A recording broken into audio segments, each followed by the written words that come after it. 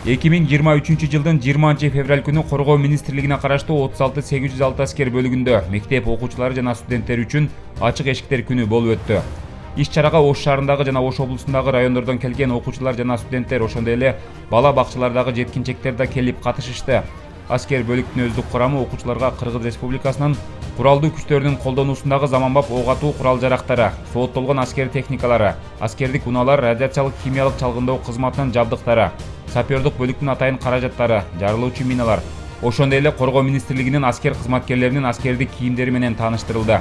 Иш-чаранын жүрүшүндө окуучулар арасында аскердик спорт мелдеши өткөрүлүп, АК-74 автоматын чачып жыйноо, противогаз колдонуу боюнча жарышышты. Алдыңкы орунду ээлеген командаларга ардак грамоталар ыйгарылды. Эскерте кетсек, бул иш-чара 15 февраль советтик армиянын Ооган жергесинен чыгарылышы жана 23 февраль ата мекенди коргоо күнүнө карата түштүк аймагындагы бардык аскер бөлүктөрүндө уюштурулду.